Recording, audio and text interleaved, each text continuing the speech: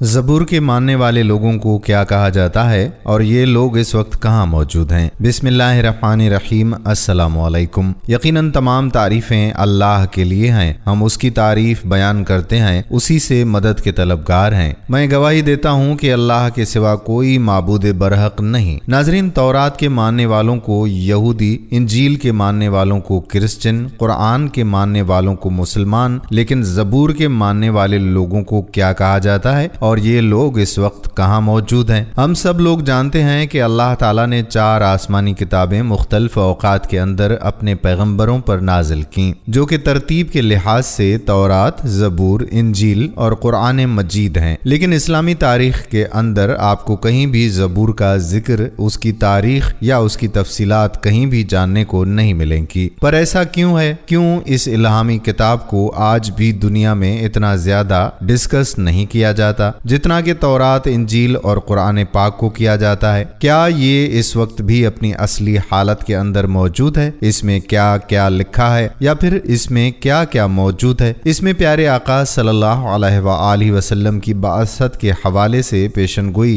किन अल्फाज में मौजूद है? आज की इस वीडियो में हम इन्हीं सवालात के जवाब जानने की कोशिश करेंगे। इसके अलावा गुज़िश्ता आसमानी कुतुब में होने वाली तब्दीलियों के मुतल्लिक भी बात करेंगे। इन तमाम बातों के मुतल्लिक जानने के लिए आपसे गुजारिश है कि वीडियो को स्किप किए बगैर आखिर तक लाजमी देखिएगा, और अगर आप हमारे चैनल नूर इस्लामिक पर नए आए हैं तो चैनल को सब्सक्राइब जरूर कीजिएगा। तो नाजरीन, चलते हैं आज की वीडियो की जानिब। नाजरीन, ज़बूर हजरत दाऊद अलैहिस्सलाम पर नाजिल होने वाली किताब थी, जिसे समझने से पहले उसके नज़ूल का वक्त और उसकी जरूरत को समझना इंतहाई जरूरी है। फिरऔन मिस्र की 400 साल की गुलामी में रहते हुए बनी इसराइल कौम को आजाद करवाने के लिए अल्लाह ने उनके अंदर अपना पैगंबर और रसूल हजरत मूसा अलैहिस्सलाम नाजिल फरमाया, जिन पर तौरात यानी पहली मुकम्मल आसमानी किताब को नाजिल किया गया। हजरत मूसा अलैहिस्सलाम बनी इसराइल कौम को मिस्र से निकालकर एक बहुत बड़े सिराए सीना पार कराते हुए फलस्तीन ले गए, जिसकी तफसीलात कुरान मजीद के अंदर मौजूद हैं। इस सराय सीना के रास्ते के अंदर कोहे तूर पर तौरात को नाजिल किया गया। सराय सीना के अंदर 10 लाख के करीब बनी इसराइल की आबादी को मनो सलवा खाने को मिला। बादलों ने सहरा की तपती धूप से उनको बचाने के लिए उन पर साया किए रखा। पहाड़ों से पानी के चश्मे जारी हुए। हजरत मूसा अलैहिस्सलाम का जमाना 1500 कबले मसीह यानी आज से 3500 साल पहले का बताया जाता है, या फिर हजरत ईसा अलैहिस्सलाम की पैदाइश से 1500 साल कबले मसीह का। उस वक्त फलस्तीन के अंदर मुशरिकीन की हुकूमत थी। हजरत इस्माईल अलैहिस्सलाम, जो कि अल्लाह के नबी और पहले इसराइली बादशाह थे, उन्होंने काफी अरसे तक बनी इसराइल पर हुकूमत की, और जब वो बूढ़े हो गए तो उन्होंने अल्लाह के हुक्म से तालूत को उनका बादशाह मुकर्रर किया। और इस वाक़े का जिक्र कुरान करीम के पारा नंबर 2 में सूरह बकरा की आयत नंबर 245 से 252 के अंदर मिलता है। हजरत तालूत अलैहिस्सलाम ने 1000 कबले मसीह से 1020 कबले मसीह तक हुक्मरानी की, और उसी वक्त के अंदर फलस्तीनी फौज से एक फैसला कुन जंग हुई। बनी इसराइल उस वक्त बहुत ही माली और अस्करी तौर पर कमजोर थे, और अपनी ताकत के नशे के अंदर फलस्तीनी फौज ने ये ऐलान कर रखा था कि हमारे सबसे ताकतवर सिपाही जालूत को अगर तुमसे कोई शख्स हरा देगा या फिर उसे कत्ल कर देगा तो ये पूरे का पूरा फलस्तीन बिना लड़ाई के तुम्हारा। तालूत अलैहिस्सलाम ने ये ऐलान किया कि जो भी शख्स ये काम करेगा मैं अपनी बेटी की शादी उससे कर दूंगा, और वो बनी इसराइल का अगला बादशाह होगा। इसी दौरान हजरत दाऊद अलैहिस्सलाम, जो कि उस वक्त बकरियां चराया करते थे, सामने आते हैं और एक ही वार से उसको जहन्नुम वासिल कर देते हैं, और वादे के मुताबिक अब फलस्तीन बनी इसराइल के हवाले हो जाता है। इसी फलस्तीनी फौज से ताबूत सकीना भी वापस ले लिया गया, जिसके अंदर हजरत मूसा अलैहिस्सलाम और हजरत हारून अलैहिस्सलाम के तबरुकात थे। हजरत तालूत अलैहिस्सलाम की वफात के बाद हजरत दाऊद अलैहिस्सलाम बनी इसराइल के बादशाह बने, और फिर बैतुल मक़दिस के अंदर अपना दारुल हुकूमत कायम किया, जिसका नाम है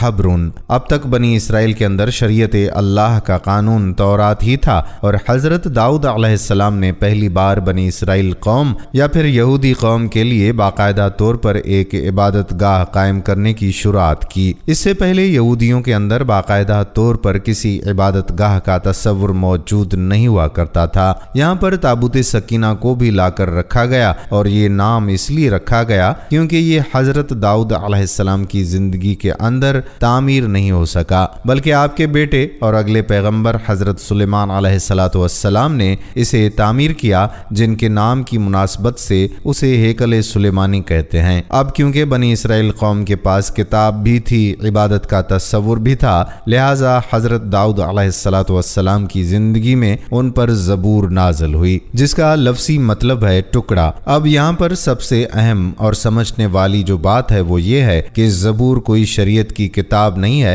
बल्कि अल्लाह की तारीफ और हम्दो सना से भरी हुई किताब है, क्योंकि अल्लाह रब्बुल इज़्ज़त ने हजरत दाऊद अलैहिस्सलाम को लोहे को नरम करने की ताकत और इंतहाई खूबसूरत आवाज़ अता फरमाई, और इसके साथ साथ अल्लाह की हम्दो सना इतने खूबसूरत अंदाज के अंदर बयान करने का मौजज़ा अता किया था कि जो आज तक किसी और को अता नहीं किया गया। ज़बूर की पूरी किताब भी अल्लाह की तारीफ, उसकी बड़ाइयों और उसकी हम्दो सना से भरी हुई है। ताहम ये कहा जाता है कि उसके अंदर जिंदगी गुजारने के कोई अहकामात मौजूद नहीं है, ना ही कोई तारीखी पेशन गोइयाँ, अखलाकियात, ऐसा कुछ मौजूद नहीं। यानी ज़बूर की बुनियाद पर किसी मुआशरे की बुनियाद नहीं रखी जा सकती। ये कोई अलग से शरीयत या अल्लाह का कानून नहीं है, जबकि उसके बरअक्स उलमा ने ये बात बताई है कि ज़बूर के अंदर नबी करीम सल्लल्लाहु अलैहि वसल्लम की बअसत की पेशगोई मौजूद है, जिसके मुतल्लिक आगे चलकर तफसील में बात करेंगे। नाज़रीन, इस किताब के नाज़िल होने के बाद बनी इसराइल कौम को बाकायदा तौर पर अल्लाह की हम्दो सना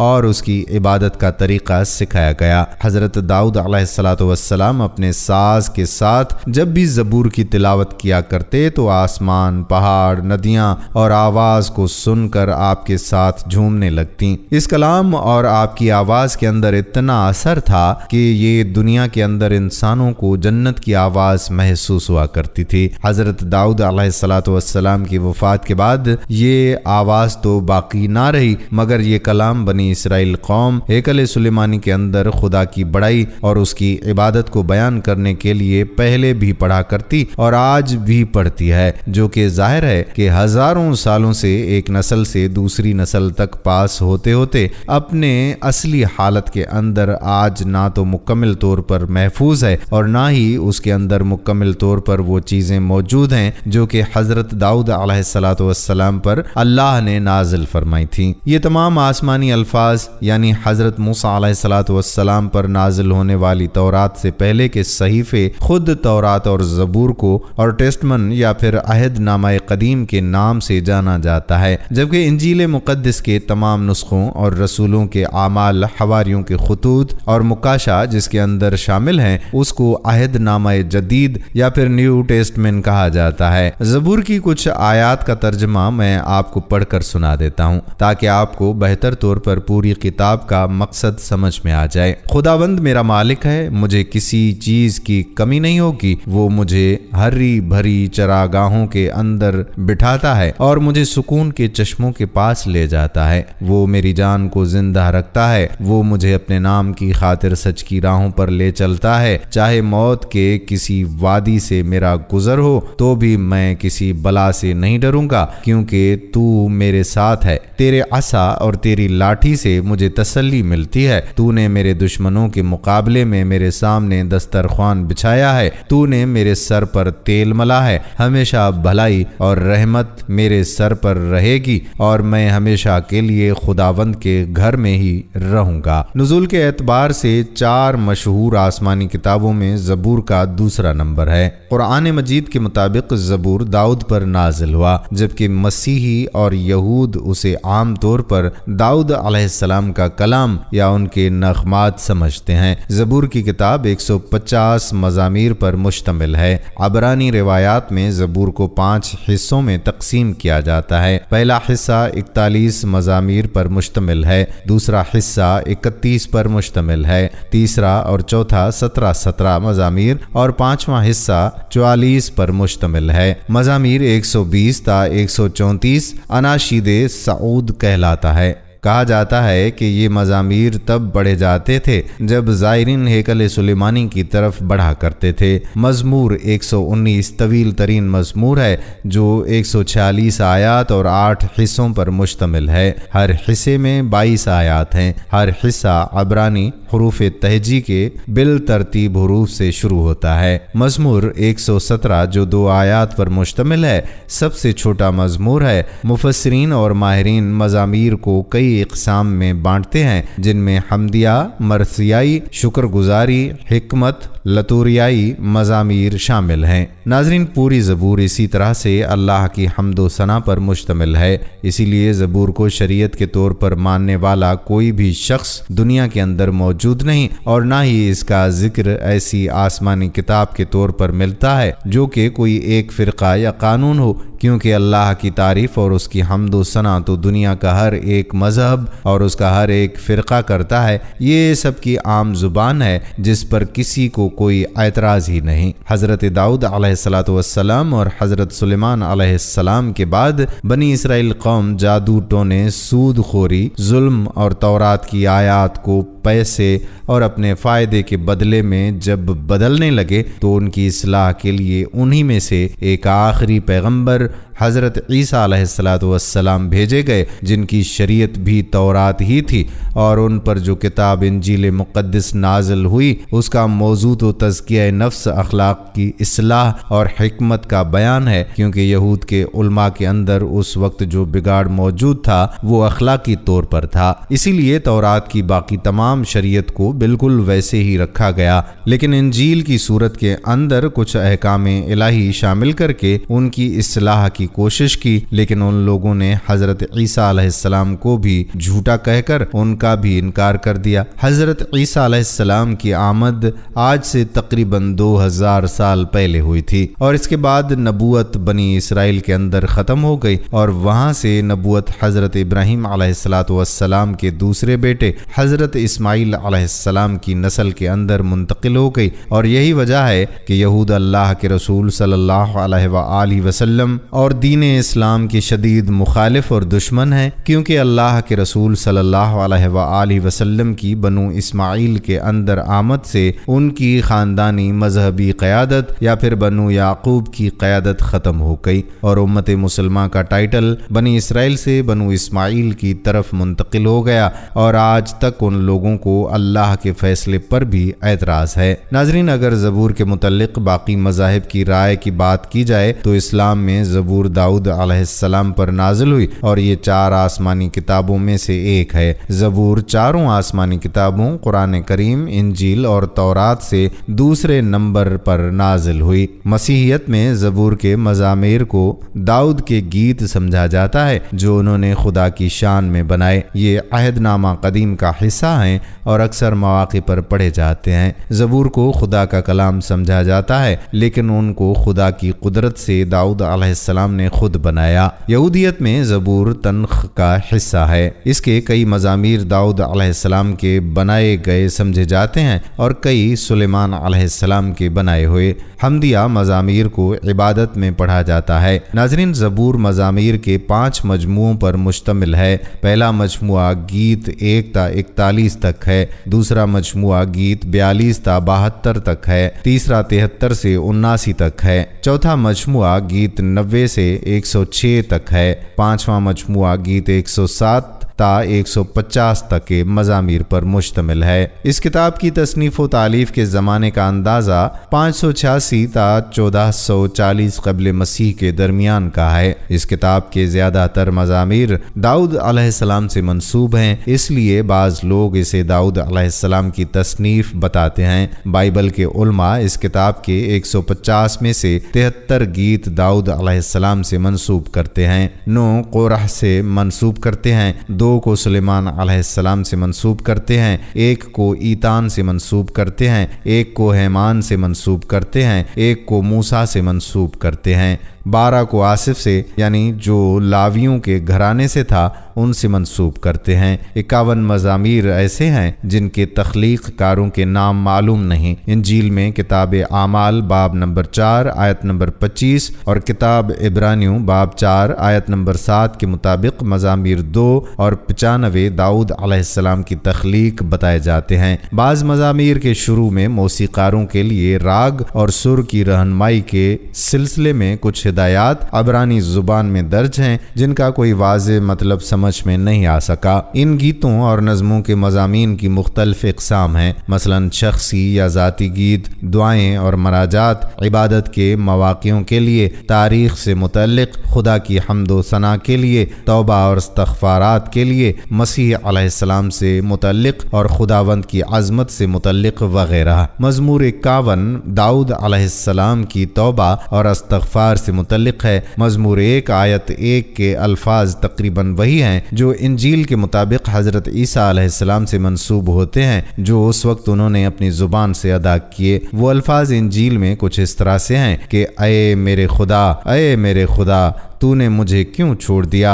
متی کی انجیل باب نمبر 22 آیت 45، مرقس کی انجیل باب نمبر 15 آیت نمبر 26 میں یہی الفاظ کچھ اس طرح سے ہیں کہ الوہی الوہی لما شبقتنی۔ اس کتاب کے کئی مزامیر یہودی عبادتوں میں بڑے احترام کے ساتھ گائے اور پڑھے جاتے ہیں۔ مسیحی بھی ان گیتوں یعنی مزامیر کو اپنے عبادتی جلسوں اور اپنی دعاؤں میں پڑھتے ہیں اور اسے روحانی فیض کا باعث بتاتے ہیں۔ ان مزامیر کے متعلق مسیحیوں کا عقیدہ ہے کہ وہ یسوع مسیح کے دکھوں خصوصاً ان کی صلیبی موت کے متعلق ہیں۔ انہی کی وجہ سے وہ آپ کے ابن داؤد کہلائے جانے کے باعث آپ کی ابدی بادشاہی اور جاہ و حشمت کی طرف اشارہ کرتے ہیں۔ اس کتاب میں بھی اللہ تعالیٰ کو بطور خالق کے کائنات پیش کیا گیا ہے۔ کائنات کو اس کی صنعت گری کہا گیا ہے اور اس کے عجائبات کی طرف بھی بہت ہی دلکش انداز میں اشارے کیے گئے ہیں، یعنی آسمان، اجرام میں فلکی، زمین، سمندر، درخت، موسم، حیوانات، طیور،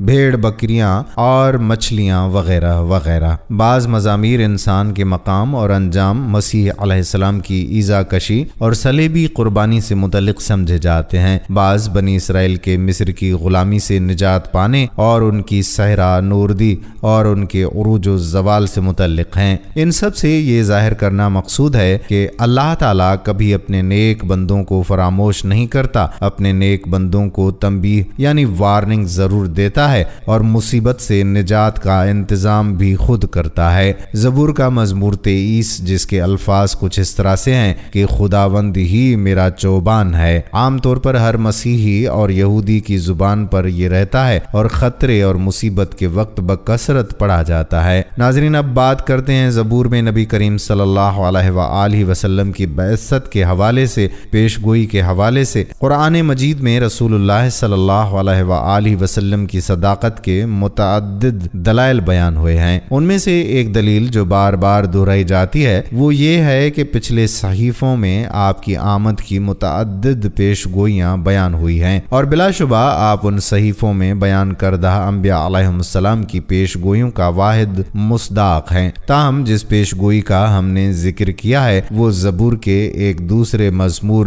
زبور 118 میں آئی ہے۔ یہ مزمور حضرت داؤد علیہ السلام کی عین حالت حج میں کہا گیا ہے۔ اس مزمور کے کئی حصے ہیں۔ خداوند کا شکر کرو کیونکہ وہ بھلا ہے اور اس کی شفقت ابدی ہے۔ اسرائیل اب کہے اس کی شفقت ابدی ہے۔ ہارون کا گھرانہ اب کہے اس کی شفقت ابدی ہے۔ خداوند سے ڈرنے والے اب کہیں اس کی شفقت ابدی ہے۔ یہ ابتدائی آیات یعنی 1 تا 4 اللہ کی حمد پر مشتمل ہیں، جبکہ آخری آیت یعنی 29 میں بھی یہی حمدیہ مضمون دہرایا گیا ہے۔ یہی حمدیہ انداز زبور کی وجہ شہرت بھی ہے۔ پھر آیت نمبر 5 سے 18 تک وہ یہ بیان کرتے ہیں کہ کس طرح ان کے دشمنوں نے ان کو گھیر لیا تھا اور فلسطین کی تمام قومیں ان کے خلاف ہو گئی تھیں، مگر انہوں نے اللہ سے مدد مانگی اور اسی پر بھروسہ رکھا تو اللہ نے انہیں ان دشمنوں سے نجات عطا فرما دی۔ پھر وہ اپنے لیے اس مزمور میں ایک عظیم پیشگوئی کرتے ہیں کہ وہ اپنے تمام دشمنوں کو شکست دیں گے اور ان کو مارنے والوں کی تمام تر کوششوں کے برخلاف وہ زندہ رہیں گے اور اللہ کی حمد کرتے رہیں گے۔ کس طرح وہ ایک سخت آزمائش سے تو گزرے مگر آخرکار اللہ نے انہیں بچا لیا۔ فرماتے ہیں میں نے مصیبت میں خداوند سے دعا کی، خداوند نے مجھے جواب دیا اور کشادگی بخشی۔ خداوند میری طرف ہے، میں ڈرنے کا نہیں۔ انسان میرا کیا کر سکتا ہے؟ خداوند میری طرف میرے مددگاروں میں ہے، اس لیے میں اپنے عداوت رکھنے والوں کو دیکھ لوں گا۔ خداوند پر توکل رکھنا انسان پر بھروسہ رکھنے سے بہتر ہے۔ خداوند پر توکل رکھنا امراء پر بھروسہ رکھنے سے بہتر ہے۔ سب قوموں نے مجھے گرا لیا، میں خداوند کے نام سے ان کو کاٹ ڈالوں گا۔ انہوں نے مجھے گھیر لیا، بے شک گھیر لیا، میں خداوند کے نام سے ان کو کاٹ ڈالوں گا۔ انہوں نے شہد کی مکھیوں کی طرح مجھے گھیر لیا، وہ کانٹوں کی آگ کی طرح بجھ گئے، میں خداوند کے نام سے ان کو کاٹ ڈالوں گا۔ تو نے مجھے زور سے دھکیل دیا کہ گر پڑوں، لیکن خداوند نے میری مدد کی۔ خداوند میری قوت اور میرا گیت ہے، وہی میرا نجات ہوا۔ صادقوں کے خیموں میں شادمانی اور نجات کی راگنی ہے۔ خداوند کا دائنا ہاتھ دلاوری کرتا ہے، خداوند کا دائنا ہاتھ بلند ہوا ہے، خداوند کا دائنا ہاتھ دلاوری کرتا ہے۔ میں مروں گا نہیں بلکہ جیتا رہوں گا اور خداوند کے کاموں کو بیان کروں گا۔ خداوند نے مجھے سخت تنبیہ تو کی ہے لیکن موت کے حوالے نہیں کیا۔ آیت نمبر 19 سے وہ سلسلہ کلام ہے جس میں وہ حرم میں داخل ہوتے ہوئے وہ مشہور پیشگوئی کرتے ہیں جس کا شروع میں ذکر ہوا ہے۔ انداز سے صاف ظاہر ہے کہ اس سے قبل کی آیات وہ راستے میں پڑھ رہے تھے مگر اب وہ حرم میں داخل ہو رہے ہیں اور حرم کو سامنے دیکھ کر اللہ تعالیٰ کو براہ راست مخاطب ہو کر گفتگو کر رہے ہیں۔ فرماتے ہیں صداقت کے پھاٹکوں کو میرے لیے کھول دو، میں ان سے داخل ہو کر خداوند کا شکر کروں گا۔ خداوند کا پھاٹک یہی ہے، صادق اس سے داخل ہوں گے۔ میں تیرا شکر کروں گا کیونکہ تو نے مجھے جواب دیا اور خود میری نجات بنا ہے۔ اب اس کے بعد حرم کے سامنے کھڑے ہو کر حجر اسود کو دیکھ کر فرماتے ہیں کہ یہ وہی پیش گوئی ہے جس کا ذکر سیدنا مسیح نے کیا ہے۔ جس پتھر کو معماروں نے رد کیا وہی کونے کے سرے کا پتھر ہوگا، یہ خداوند کی طرف سے ہوا اور ہماری نظر میں عجیب ہے۔ یہ وہی دن ہے جسے خداوند نے مقرر کیا، ہم اس میں شادمان ہوں گے اور خوشی منائیں گے۔ آہ اے خداوند بچا لے، آہ اے خداوند خوشحالی بخش۔ اس کے بعد سرکار دو عالم صلی اللہ علیہ وآلہ وسلم کی آمد کی پیشگوئی اس طرح سے کرتے ہیں۔ مبارک ہے وہ جو خداوند کے نام سے آتا ہے، ہم نے تم کو خداوند کے گھر سے دعا دی ہے، یہوہ ہی خدا ہے اور اسی نے ہم کو نور بخشا ہے۔ قربانی کو مذبح کے سینگوں سے رسیوں سے باندھو، تو میرا خدا ہے، میں تیرا شکر کروں گا، تو میرا خدا ہے، میں تیری تمجید کروں گا۔ خداوند کا شکر کرو کیونکہ وہ بھلا ہے اور اس کی شفقت ابدی ہے۔ ابھی بیان کردہ الفاظ پر غور کیجئے۔ مبارک ہے وہ جو خدا کے نام سے آتا ہے۔ آیت نمبر 26۔ ہر قرینہ اس بات کا گواہ ہے کہ آنے والی ہستی نبی کریم صلی اللہ علیہ وآلہ وسلم کی ہستی ہے اور یہ الفاظ حرم مکہ میں ادا کیے جا رہے ہیں۔ اس کا سب سے بنیادی قرینہ یہ ہے کہ حضرت داؤد علیہ السلام کے زمانے میں ابھی ہیکل سلیمانی کی تعمیر نہیں ہوئی تھی، یہود کی کوئی مرکزی عبادت گاہ موجود نہیں تھی، مگر دیکھیے کہ اس مزمور میں خداوند کا پھاٹک یہی ہے۔ آیت نمبر 20، اور ہم نے تم کو خداوند کے گھر سے دعا دی ہے۔ آیت 26 کے الفاظ آتے ہیں۔ خداوند کا گھر دراصل بیت اللہ کا ترجمہ ہے۔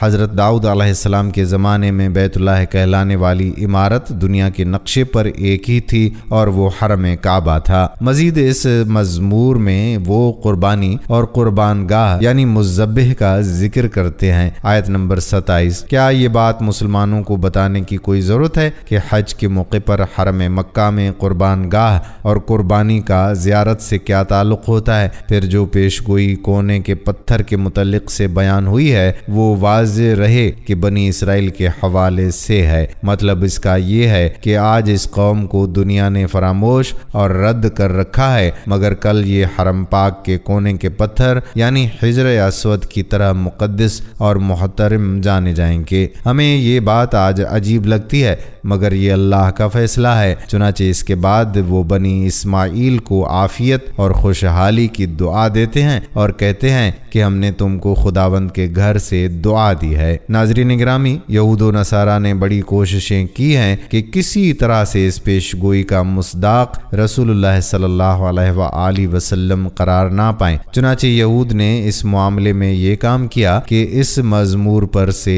حضرت داؤد علیہ السلام کا نام ہٹا دیا۔ خیال رہے کہ موجودہ زبور میں بعض مزامیر بعد میں آنے والوں کے بھی ہیں۔ غالباً ان کا خیال تھا کہ نہ رہے گا بانس اور نہ بجے گی بانسری۔ جب حضرت داؤد علیہ السلام کی نسبت ہی نہیں رہی تو یہ پیش گوئی اپنی اہمیت کھو بیٹھے گی، مگر اس پیش گوئی کو حضرت عیسیٰ علیہ السلام نے انجیل میں دہرا کر اس کی اہمیت کو اتنا نمایاں کر دیا کہ ایسی کوئی کوشش اب مؤثر نہیں ہو سکتی۔ ایک دوسری بات یہ کی جاتی ہے کہ یہ حضرت داؤد علیہ السلام کا کلام اس لیے نہیں ہو سکتا کہ اس میں بیت اللہ کا، خداوند کے گھر اور قربانی اور قربان گاہ کا ذکر آیا ہے۔ جیسا کہ پہلے بیان ہوا کہ ہیکل سلیمانی تو حضرت داؤد علیہ السلام کے بعد حضرت سلیمان علیہ السلام نے بنوایا تھا۔ چنانچہ ان لوگوں کے نزدیک یہ بات بالکل واضح ہے کہ خداوند کے گھر جیسے کسی الفاظ کا کوئی مسمى حضرت داؤد علیہ السلام کے زمانے میں موجود ہی نہیں تھا۔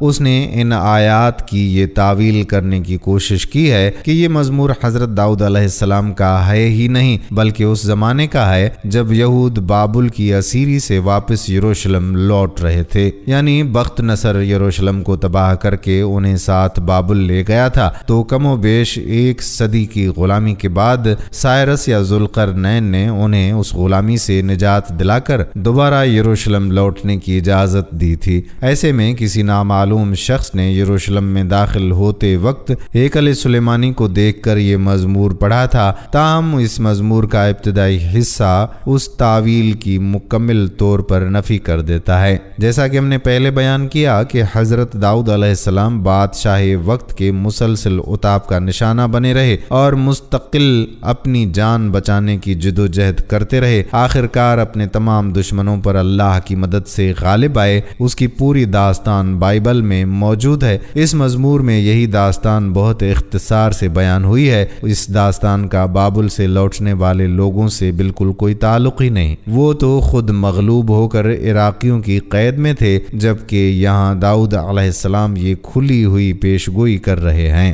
سب قوموں نے مجھے گھیر لیا، میں خداوند کے نام سے ان کو کاٹ ڈالوں گا۔ انہوں نے مجھے گھیر لیا، بے شک گھیر لیا، میں خدا کے نام سے ان کو کاٹ ڈالوں گا۔ انہوں نے شہد کی مکھیوں کی طرح مجھے گھیر لیا، وہ کانٹوں کی آگ کی طرح بجھ گئے، میں خداوند کے نام سے ان کو کاٹ ڈالوں گا۔ آیت نمبر 10 تا 12۔ یہ دشمنوں میں گھرے ہوئے شخص کی للکار ہے کہ آج میں بہت مشکل میں ہوں، لیکن کل میں کس طرح ان دشمنوں کا صفایا کر دوں گا۔ بنی اسرائیل کی پوری تاریخ میں کوئی دوسری شخصیت نہیں ہے جس کے خلاف اس طرح ساری قومیں اور قبائل اٹھ کھڑے ہوئے ہوں اور وہ تنہا اللہ کی مدد سے غالب آ گیا ہو۔ اس لیے یہ مزمور پڑھنے والی شخصیت سوائے حضرت داؤد علیہ السلام کے اور کوئی ہو ہی نہیں سکتی۔ ناظرین، مسیح حضرات اس کی وہی تعویل کرتے ہیں جو آسمانی صحائف میں موجود نبی کریم صلی اللہ علیہ وآلہ وسلم کی دیگر پیشگوئیوں کی کرتے ہیں، یعنی ان کے مصداق حضرت عیسیٰ ہیں، نہ کہ نبی آخر الزماں۔ لیکن اول تو یہی بات کہ یہ پیشگوئی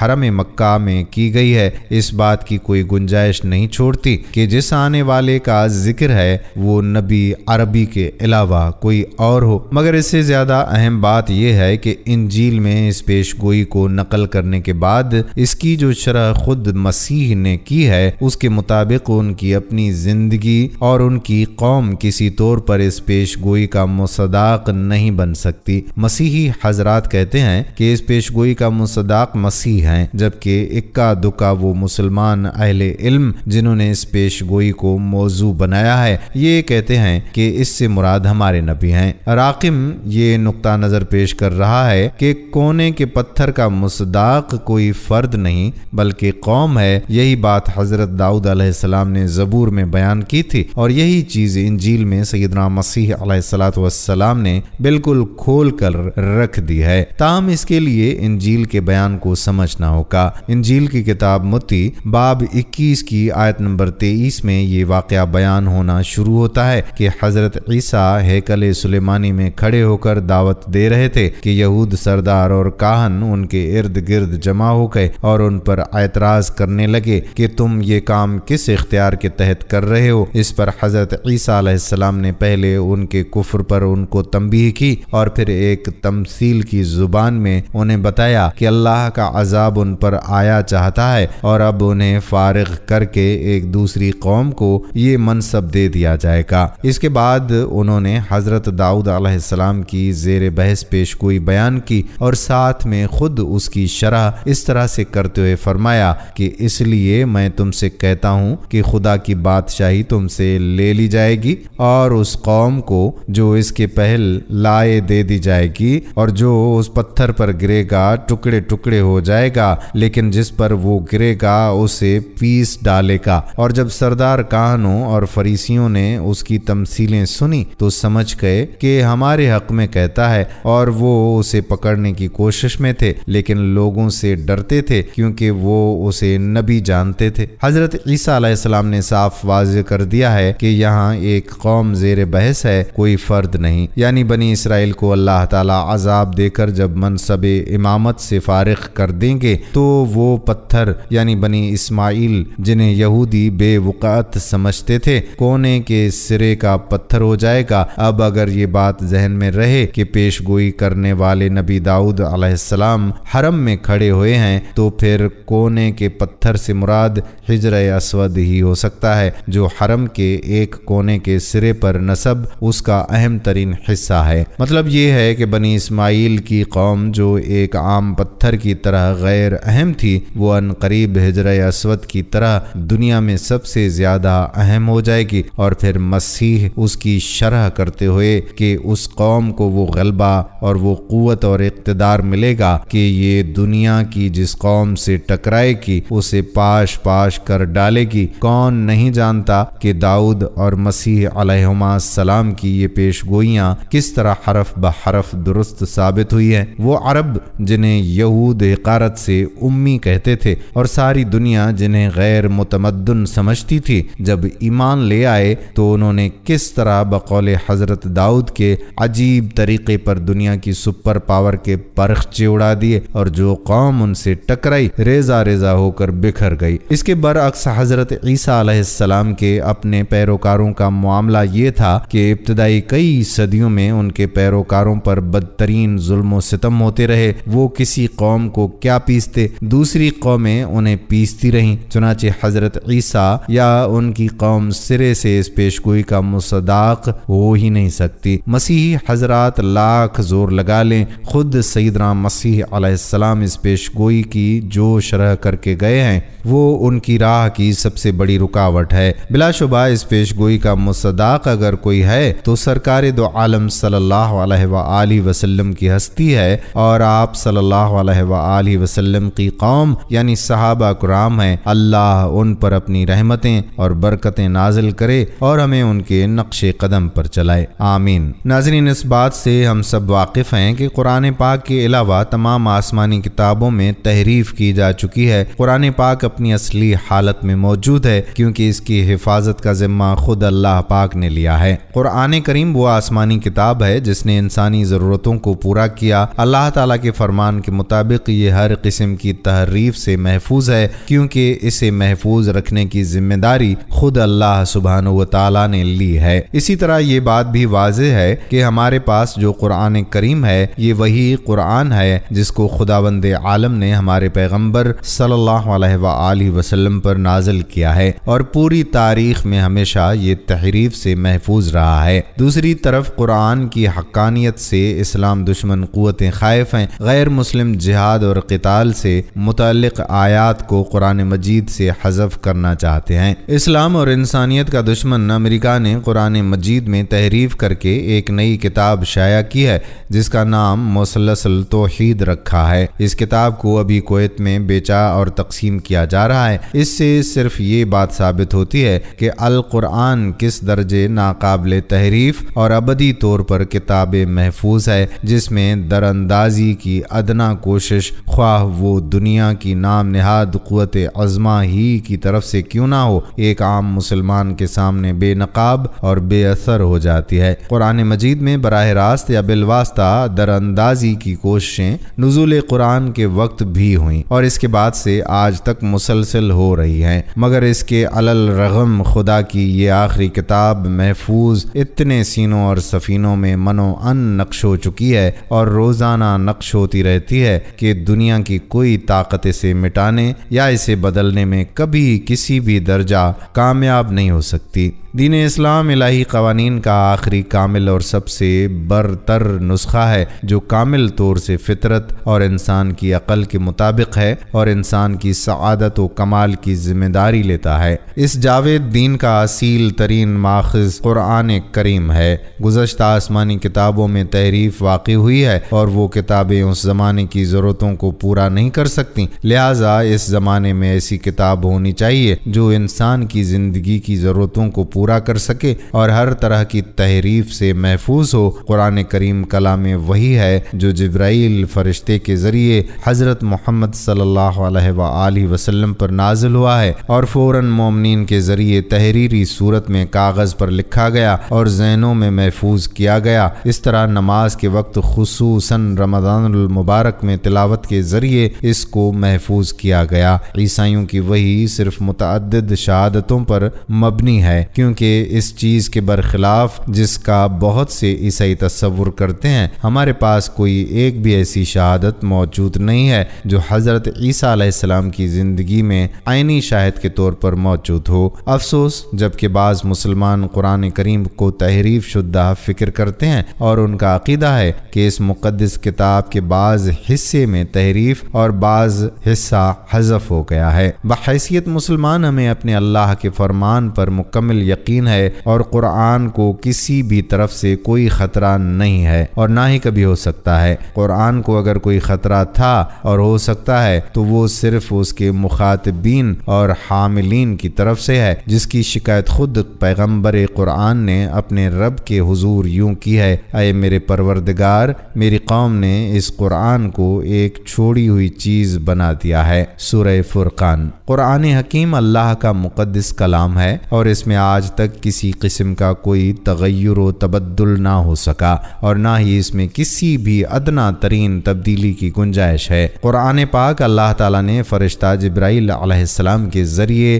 اپنے آخری نبی محمد صلی اللہ علیہ وآلہ وسلم پر نازل کیا۔ حضرت محمد اسے یاد کر لیتے اور پھر اپنے اصحاب کو لکھوا لیتے تھے۔ صحابہ کرام رضوان اللہ علیہم اجمعین اسے یاد کر لیتے تھے، تحریر کر لیتے تھے اور نبی صلی اللہ علیہ وآلہ وسلم کے ساتھ دہرایا کرتے تھے۔ جب قرآن پاک کا نزول ہوا اس وقت سے اب تک ہمیشہ مسلمانوں کی ایک بڑی تعداد رہی ہے جنہوں نے پورا قرآن مجید لفظ باللفظ حفظ کیا ہے۔ ان میں سے تو بعض نے 10 برس کی عمر سے پہلے سارا قرآن حفظ کر لیا تھا اور یہ قرآن مجید کا معجزہ ہے کہ اس دوران میں اس کا ایک لفظ بھی تبدیل نہیں ہوا۔ حفظ و حفاظت کی یہ خوبی صرف قرآن مجید کے ساتھ خاص ہے اور دنیا کی کوئی اور کتاب اس خصوصیت کی حامل اور تحریف و تبدیل سے پاک نہیں۔ قرآن کریم جو 14 صدیاں پہلے نازل کیا گیا تھا، اس میں ایسے حقائق بیان کیے گئے ہیں جو حال ہی میں سائنسدانوں نے دریافت کیے ہیں یا انہیں تجرباتی طور پر ثابت کیا ہے۔ ان حقائق کے پیش نظر اس امر میں کوئی شک و شبہ نہیں رہتا کہ قرآن کریم اللہ تعالیٰ کا کلام ہے جو اس نے محمد صلی اللہ علیہ وآلہ وسلم پر نازل کیا، اور یہ کہ قرآن کو نبی یا کسی اور انسان نے تصنیف نہیں کیا۔ اس سے یہ ثابت ہوتا ہے کہ محمد صلی اللہ علیہ وآلہ وسلم اللہ کے حقیقتاً مبعوث نبی ہیں، کیونکہ یہ بات عقل سے بالا ہے کہ کوئی شخص جو 14 صدیاں پہلے ان حقائق کا علم رکھتا ہو جو حال ہی میں ترقی یافتہ ساز و سامان اور جدید ترین سائنسی طریقوں سے دریافت یا ثابت ہوئے ہیں۔ ہمیں چاہیے چاہیے کہ قرآن کی فکر کریں، اس قسم کی بے معنی خبروں کے بجائے قرآن کی تلاوت اور تدبر کو اپنا یومیہ مشغلہ بنائیں اور دوسروں کو بھی اس کی تلقین کریں۔ اللہ پاک ہم سب کو قرآن پاک پڑھ کر اس کو سمجھنے اور عمل کرنے کی توفیق دے، آمین